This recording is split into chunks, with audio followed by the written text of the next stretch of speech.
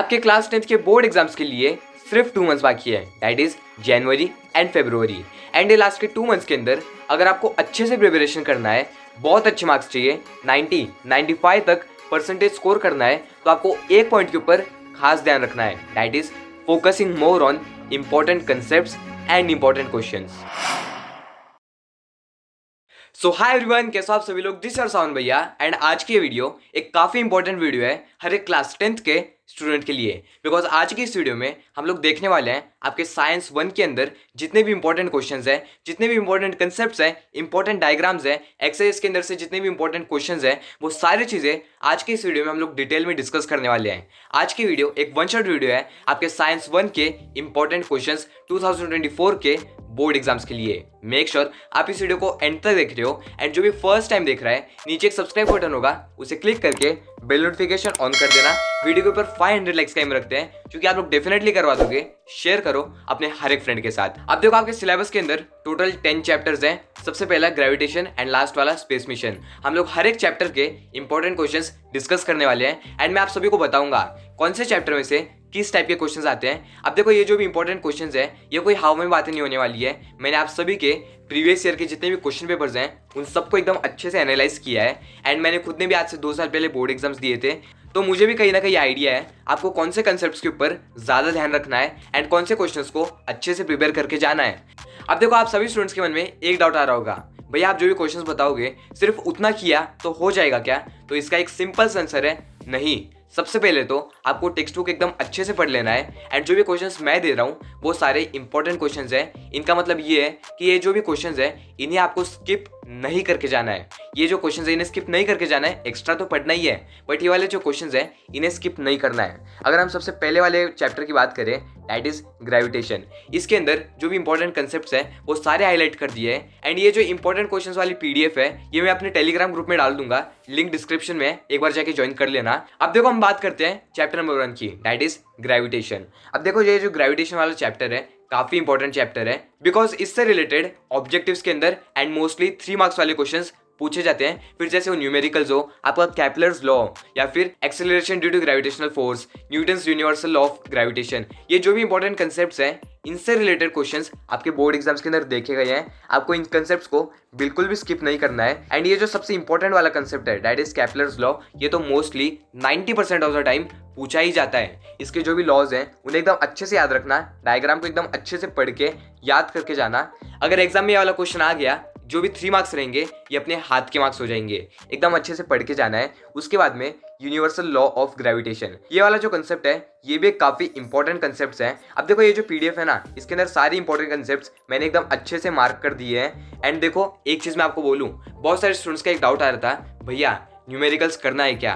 करना है तो कितने अच्छे से करना है? मैंने साइंस के लिए एक एनालिसिस बनाई थी, प्रीवियस ईयर क्वेश्चन पेपर के ऊपर एक एनालिसिस वाली वीडियो बनाई थी, यहाँ पे एक लिंक भी होगा। उसके अंदर पूरे पेपर के अंदर सिर्फ 5 मार्क्स के लिए न्यूमेरिकल्स पूछे गए थे।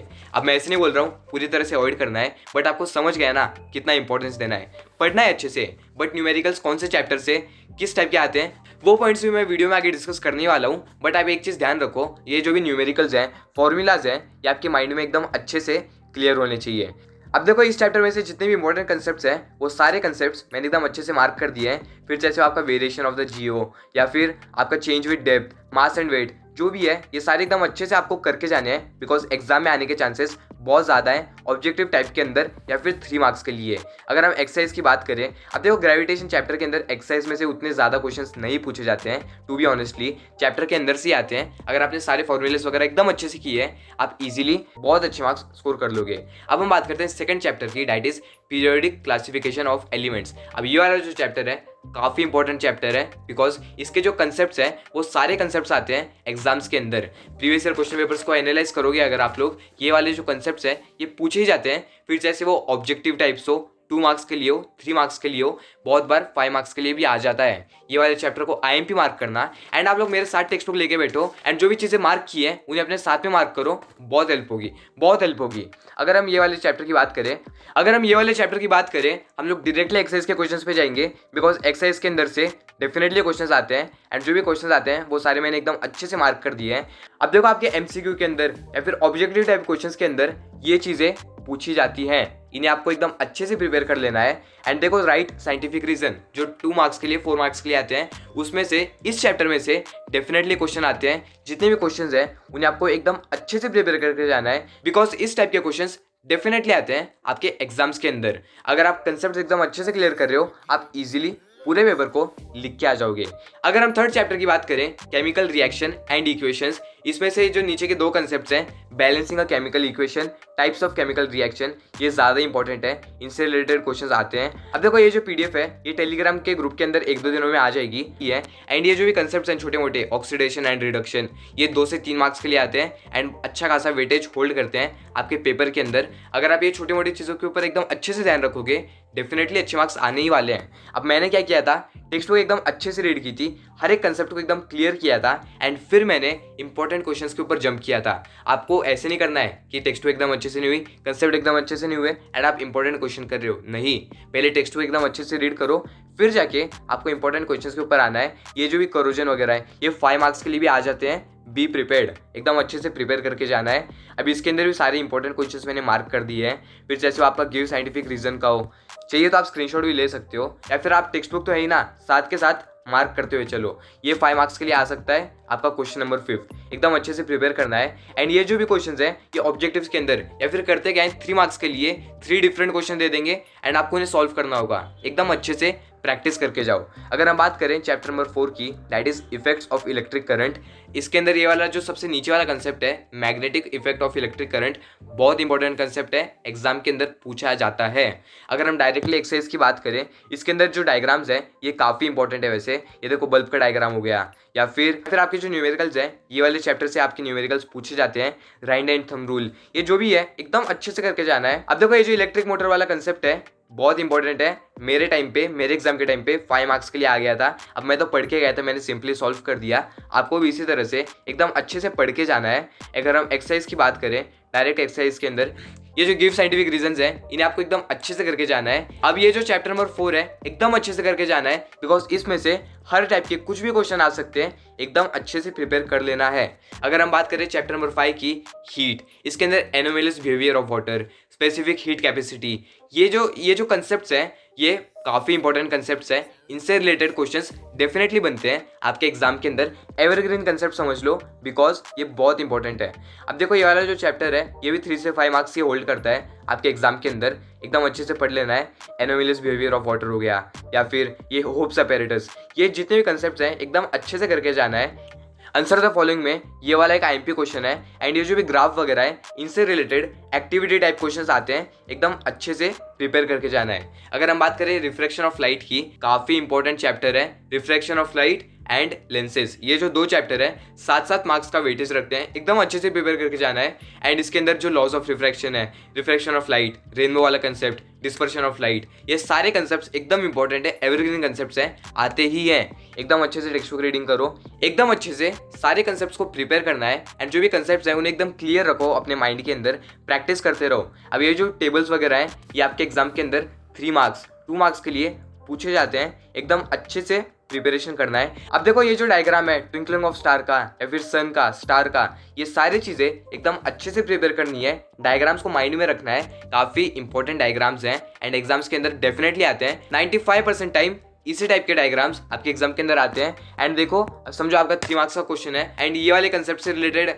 कोई भी क्वेश्चन आ गया तो आपको डायग्राम ड्रॉ कर देना है। पेपर प्रेजेंटेशन काफ़ी अच्छा लगता है, एग्जामिनर खुश हो जाएगा भाई आपसे अगर आप डायग्राम भी ड्रॉ करते हो, बिकॉज उससे ऐसे लगेगा कि बंदे ने अच्छे से पढ़ाई की है, सब कुछ आता है, इसको मार्क्स दे देते हैं। ये जो रेनबो वाला कंसेप्ट है काफ़ी इंपॉर्टेंट है। अगर हम एक्सरसाइज की बात करें, एक्सरसाइज में से मोस्टली क्वेश्चंस नहीं आते हैं, टेक्स्ट बुक के अंदर से पूछे जाएंगे। अगर हम बात करें चैप्टर नंबर 7 की, दैट इज लेंसेज। अब लेंसेज के अंदर working of human eye, defects of vision and their correction, इस टाइप के जो क्वेश्चंस हैं ये डेफिनेटली बनते हैं 3 मार्क्स के लिए, 2 मार्क्स के लिए। अगर ह्यूमन आई वाला डायग्राम आ गया तो बात अलग है, बट मोस्टली 2 से 3 मार्क्स के लिए आते हैं एंड ऑब्जेक्टिव्स के अंदर पूछा जाता है। एकदम अच्छे से प्रिपेयर करना है। अब ऐसा भी नहीं है कि पूरी टेक्स्ट बुक ही पढ़ के जानी है, जो भी टेबल्स वगैरह है इन्हें एकदम अच्छे से करके जाओ। अगर मैं आपको मेरे क्लास 10th की स्टोरी बताऊं, ये वाला जो टेबल है ये हमारे पेपर के अंदर आ गया था एंड लकीली एग्जाम वाले दिन सुबह सुबह मैं ये वाला टेबल पढ़ के गया था एंड 3 मार्क्स मेरे हाथ के अंदर हो गए थे।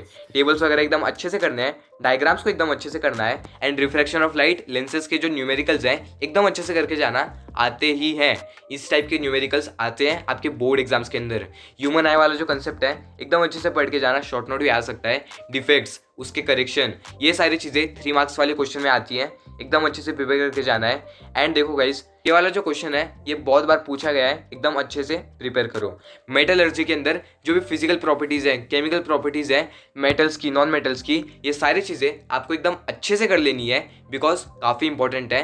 एंड देखो, मेटलर्जी या फिर जो कार्बन कंपाउंड्स हैं, ये एक ऐसे चैप्टर्स हैं जिसके अंदर अगर आपने नोट्स एकदम अच्छे से बनाए हैं, आप कम टाइम के अंदर पूरे चैप्टर को एकदम अच्छे से प्रिपेयर कर लोगे। अगर हम डायरेक्टली एक्सरसाइज की बात करें, अब मैंने ऑलरेडी मार्किंग कर दी है जो IMP है। एक्सरसाइज के अंदर साइंटिफिक रीजंस में generally the ionic compounds have high melting point, sodium is always kept in kerosene, इस टाइप के जो एवरग्रीन टॉपिक्स हैं ये डेफिनेटली आते हैं एंड आपके PYQs के अंदर पूछे ही गए हैं। अब देखो, ये वाली जो वीडियो है ये आपके प्रीलिम्स में भी काम में आएगी एंड आपके मेन बोर्ड एग्जाम्स के भी काम में आने ही वाली है। अगर हम बात करें 9 चैप्टर की, दैट इज कार्बन कंपाउंड्स, ये काफी इंपॉर्टेंट चैप्टर है। अब देखो, एक चीज दिमाग में फिट रखो, फिजिक्स के अंदर चैप्टर नंबर 4 इलेक्ट्रिक करंट वाला एंड केमिस्ट्री के अंदर चैप्टर नंबर 9 कार्बन कंपाउंड्स, दोनों एकदम हाई वेटेज रखते हैं। दोनों चैप्टर्स को एकदम अच्छे से पूरा चैप्टर पढ़ लेना है, बिकॉज एकदम हाई वेटेज है, किधर से कुछ भी आ सकता है, किधर से कुछ भी आ सकता है, इस तरह से आपको पढ़ाई करनी है। एंड ये जो भी बॉन्ड्स हैं, इनके जो भी स्ट्रक्चर्स हैं, ये आपके माइंड में क्लियर होना चाहिए। स्ट्रक्चर्स कैसे बनते हैं, कैसे फॉर्म होते हैं, ये सारी चीज़ें आपने डेफिनेटली सीख ली होंगी। अगर अभी भी कंसेप्ट क्लियर नहीं है, यूट्यूब पे बहुत सारे लेक्चर्स हैं पार्थ हुमाया के, या फिर जो भी 1 शॉट लेक्चर्स हैं उन्हें एकदम अच्छे से फॉलो करो, बहुत हेल्प होगी गाइस। एंड जो भी टेबल्स वगैरह हैं इन्हें एकदम अच्छे से करना।